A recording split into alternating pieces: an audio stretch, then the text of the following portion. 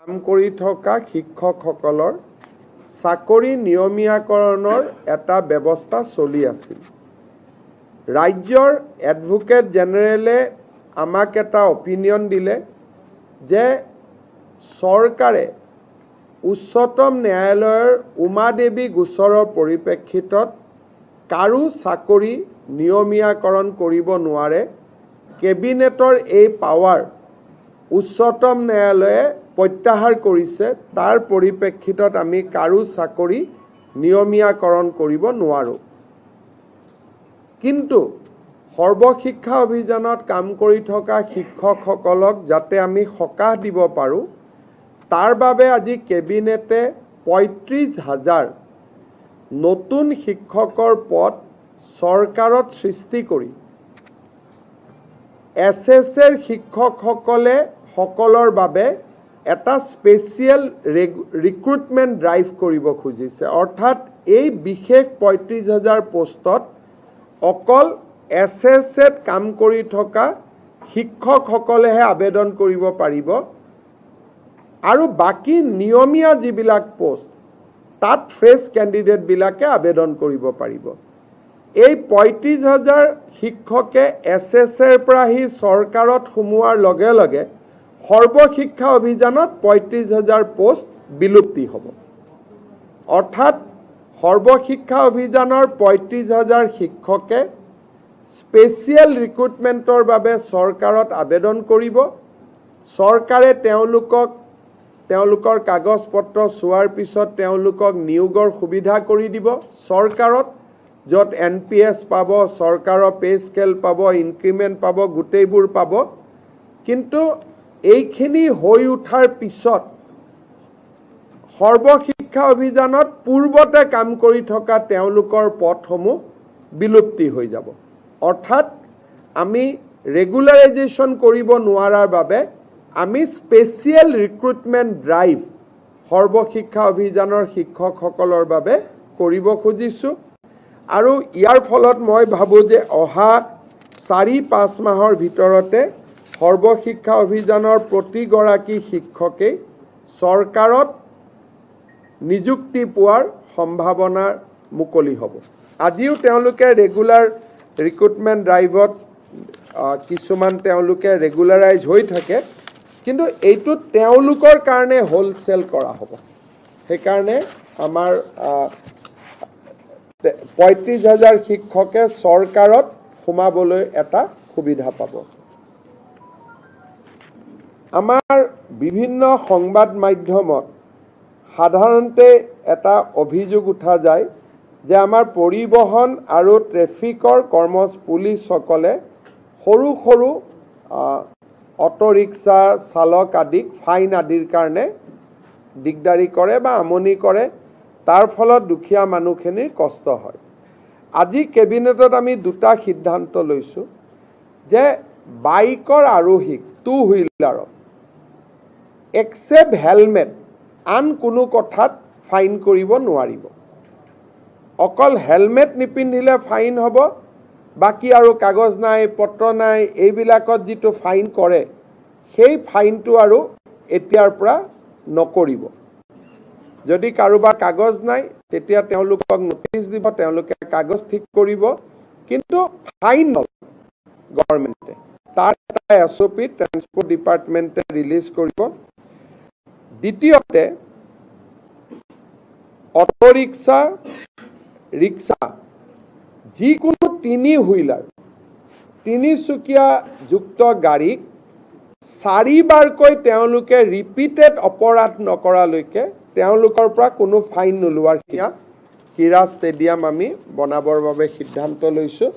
আৰু এইটো PWD ডিপাৰ্টমেণ্টে global হেডৰ পৰা কৰিব যাতে ধনৰ অসুবিধা নহয়।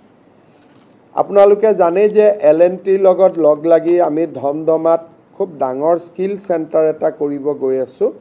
তাৰো আজি কেবিনেটে অনুমোদন জনায়, যিটো এখন ভাল স্কিল চেণ্টাৰ এটা হ'ব আৰু খুব ষ্টেট অফ আৰ্ট এটা স্কিল চেণ্টাৰ আমি ধমধমাত নিৰ্মাণ কৰিম বা নিৰ্মাণ কাম চলি আছে। তাক আজি কেবিনেটে গোটেইখিনি অনুমোদন দিয়ে আৰু এইটো এটা খুব state of art skill centre হ'ব।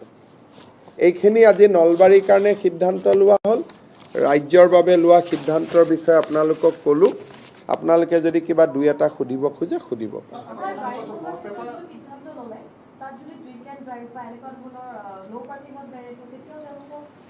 আমি বাইকৰ ক্ষেত্ৰত গাড়ীৰ ক্ষেত্ৰতো ফাইন হ'বই যি মটৰচাইকেল চলায় মটৰচাইকেল চলোৱাক আমি অকল হেলমেটৰ ক্ষেত্ৰত ফাইন কৰিম ড্ৰিংক এণ্ড ড্ৰাইভ আদি কৰিলে আমি এই কথাটো এতিয়া অনা নাই কিন্তু আমি বৰ্তমান সিদ্ধান্ত লৈছোঁ যে মানে হেলমেট নিপিন্ধিলে আমি ফাইন কৰিম বাকী কথাবিলাকত এনেকুৱা এই মটৰচাইকেলবিলাক আমাৰ চুইগি বিভিন্ন ল'ৰা ছোৱালীয়ে চলায় আৰু কলেজত অহা ল'ৰা ছোৱালী চলায় স্কুলত অহা ল'ৰা ছোৱালীয়ে চলায় হেলমেটটো নিপিন্ধিলে তেওঁলোকৰ এক্সিডেণ্ট হ'ব তেওঁলোকৰ মৃত্যু হ'ব তেওঁলোকক বচোৱাটো আমাৰ দায়িত্ব বাকী এই যে কিবা এক্সপায়াৰী ডেট হৈ গ'ল কিবা পলিউশ্যন নাই কিবা প্ৰিমিয়াম দিয়া নাই সৰু সৰু কথাৰ কাৰণে যিবিলাক ফাইন কৰে ড্ৰিংক এণ্ড ড্ৰাইভটোতো ফাইন থাকিবই কিন্তু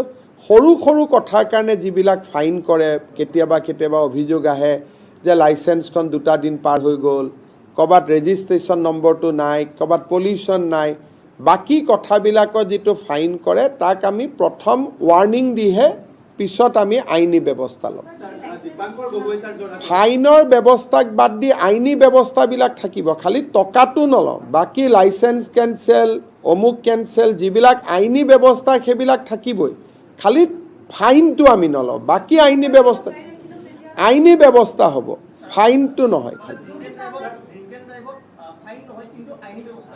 আইনী ব্যৱস্থা থাকিবই লাইচেন্স কেঞ্চেল হোৱা কিবা হোৱা আইনী ব্যৱস্থাবোৰ থাকিব কিন্তু আপোনালোকে যে চৰকাৰক অভিযোগ কৰি থাকে চৰকাৰে টকা লয় দৰমহা দিব পইচা নাই সেইটো আমি নোহোৱা কৰি দিছোঁ যে আমাক টকা নালাগে আইনী ব্যৱস্থা আমি ল'ম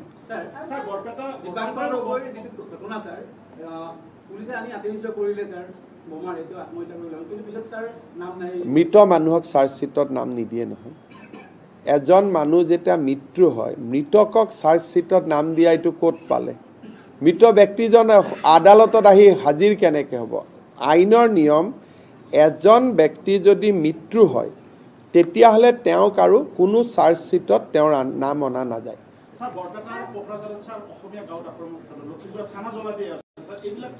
চাওক যোৱা লোকসভা নিৰ্বাচনৰ পিছৰ পৰা আমি লক্ষ্য কৰিছোঁ যে যোৱা 3 বছৰে অলপ শান্ত হৈ থকা অসমখন অলপ লাহে লাহে কিছুমান বিশেষ ব্যক্তিয়ে অশান্তি কৰিবৰ কাৰণে আগবাঢ়িছে যেনে যোৱা লোকসভা নিৰ্বাচনৰ পিছত 5-6টা ঘটনা সংঘটিত হৈছে মাজবাটত এটা ধৰ্ষণৰ গোচৰ বা ধৰ্ষণৰ ঘটনা হৈছে ঢেকিয়াজুলিত এটা ধৰ্ষণৰ ঘটনা হৈছে নিৰ্বাচনৰ মাজত দুধনৈত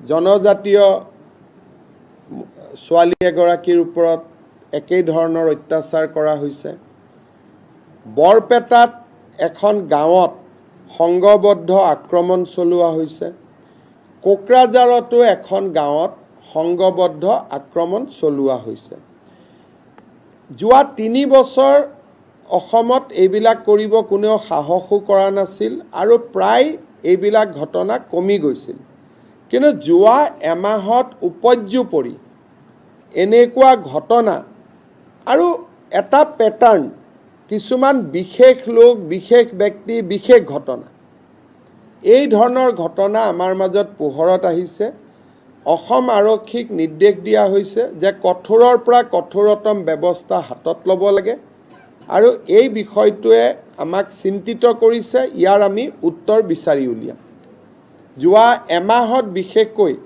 লোকসভা নিৰ্বাচনৰ পিছত এটা চক্ৰ অনুপ্ৰাণিত হৈ উঠা দেখা গৈছে মই 6টামান কেছটো আপোনালোকক মুখেদি কোৱালোঁ আৰু মোৰ নলেজত নথকাও আৰু কিমান ঘটনা হৈ আছে তো মই নাজানো গতিকে এই ঘটনাবিলাকে আমাক অলপ চিন্তিত কৰি তুলিছে বিভিন্ন জায়গাত আমাৰ মন্ত্ৰীসকলো গৈছে ঘটনাৰ পিছত ঘটনাৰ খবৰ ল'বৰ কাৰণে। সামাজিক পৰ্যায়ত ৰাইজে চিন্তা কৰিব লাগে যে কিহৰ কাৰণে হঠাৎ তেওঁলোকে মূৰ দাঙি উঠিলে, আৰু পুলিচি পৰ্যায়ত আৰক্ষীয়ে চিন্তা কৰিব লাগে যাতে এনেকুৱা ঘটনা সংঘটিত হ'ব নাপায়।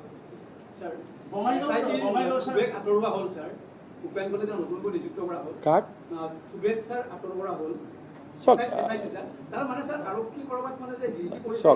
এই কোৰ্টে অৰ্ডাৰ দিলে কোৰ্টৰ অৰ্ডাৰ আমি পালন কৰিব লাগে, কিন্তু আদালতৰ যিটো এইটো নিৰ্দেশ, এই নিৰ্দেশটোত ময়ো একমত নহওঁ। কাৰণ কোনোবা ব্যক্তিক যদি অপৰাধী কৰা নাযায়, আদালতৰে অধিকাৰ আছে তেওঁক অপৰাধী কৰিবৰ কাৰণে।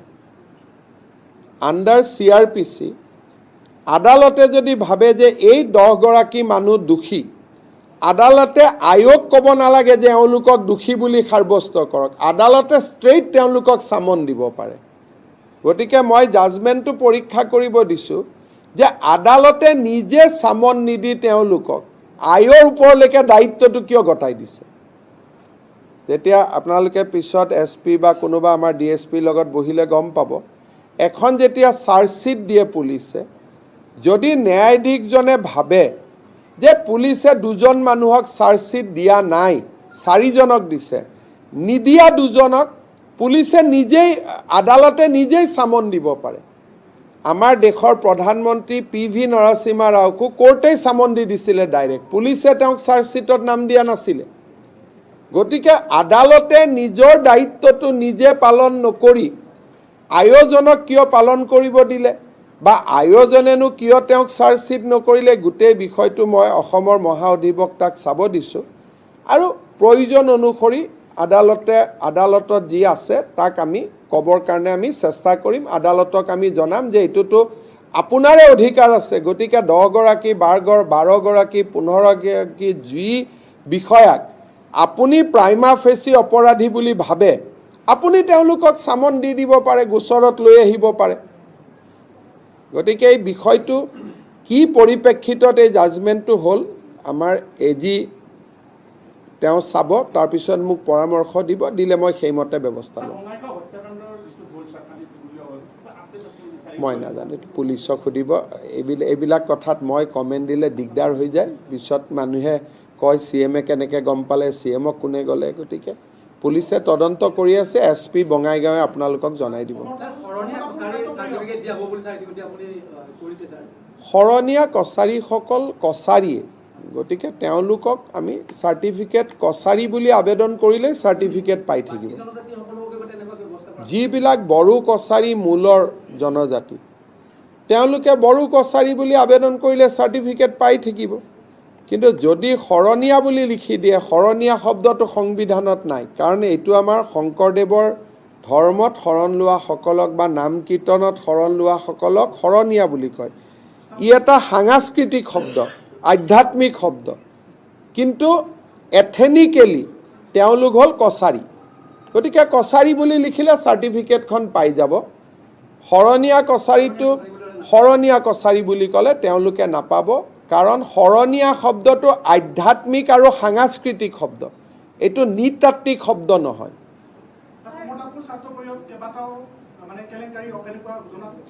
হ'ব, এইবিলাক আৰু কৈ থাকিব কিয় লাগে, তেওঁ হৈ গৈছে ব্যৱস্থা, আপুনি খবৰ লওক।